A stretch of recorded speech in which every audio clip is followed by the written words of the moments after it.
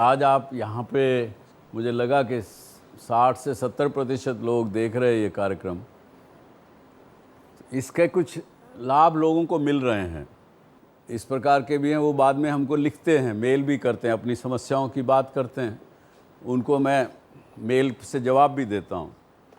तो वो जवाब सुनने के बाद थोड़ा उनको लाभ मिलता है। तो आज अब देखेंगे एक ऐसे किसी व्यक्ति को जिन्होंने मेरे से संपर्क किया था, उनको कुछ लाभ मिला, ज़रा आप देखिए।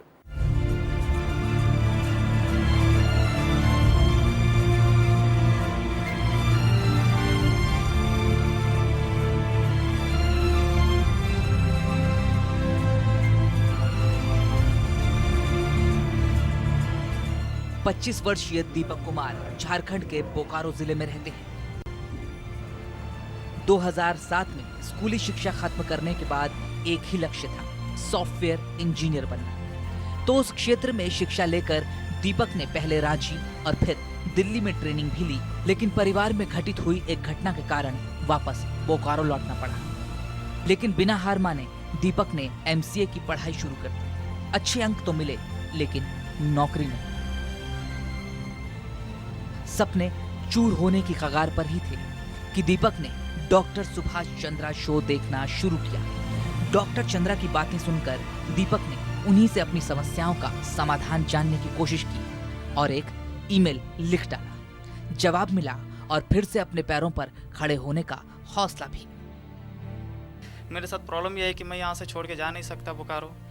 तो मैं क्या किया, मैं इसी को कंटिन्यू किया और सारे टीम को एक्टिव किया और टाइम मैनेजमेंट पे ज़्यादा ध्यान दिया और टीम मैनेजमेंट पे। तो अभी क्या हुआ, काफ़ी सारे प्रोजेक्ट आ रहे हैं और मैं काम कर रहा हूँ।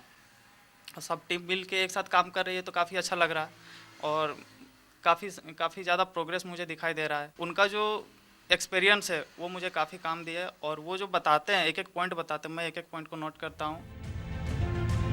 बोकारो जैसे इलाके में सॉफ्टवेयर डेवलपमेंट कंपनी खोलना कोई आसान काम नहीं, पर अपनी लगन, इच्छा और डॉक्टर चंद्रा के शो में मिली हिदायतों से मुश्किल रास्ते भी आसान होने लगे।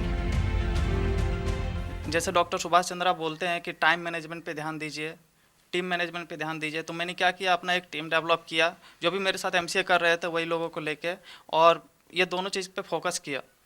तो फिर क्या हुआ कि अभी प्रोजेक्ट्स भी आने लगे काफ़ी और मार्केट भी थोड़ा हो गया कि बोकारो में मैं हर एक कोई मुझे जान गए हैं कि यहाँ पे सॉफ्टवेयर डेवलपमेंट का है, मेरी कंपनी को हर एक कोई जान गए।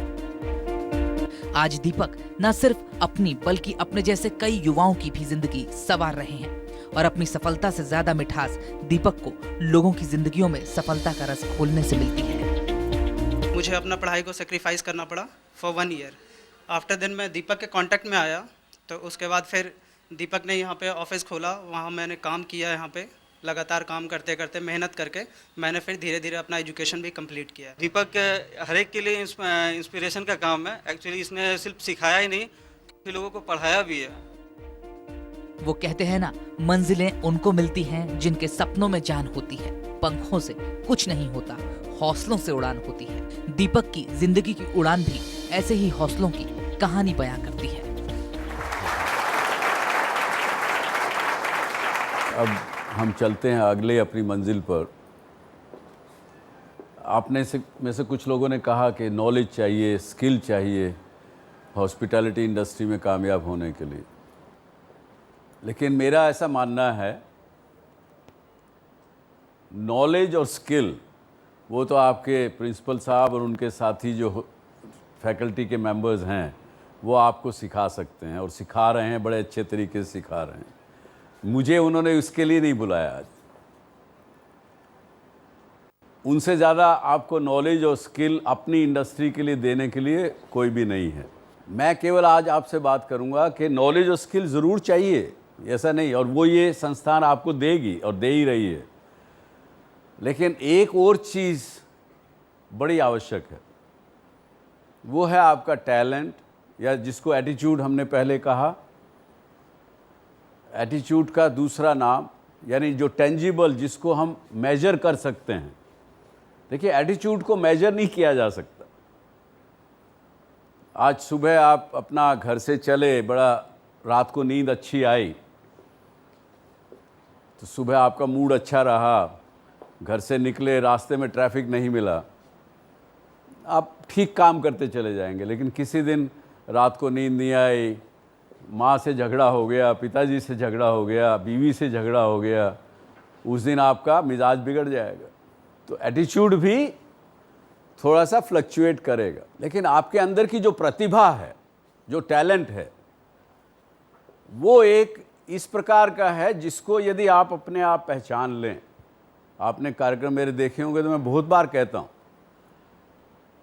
कि knowledge can be acquired, skill can be transferred, but talent can not be neither acquired nor transferred. आप में या तो है, नहीं है तो नहीं है। प्रतिभा किसी प्रकार की है तो है, नहीं तो नहीं है। आप उसको, आपको गुट्टी पिला के कोई घूंट पिला नहीं सकता उसकी। हाँ, लेकिन साथ में कुदरत ने एक अच्छा काम किया कि हम सबको कुछ ना कुछ टैलेंट दिया है।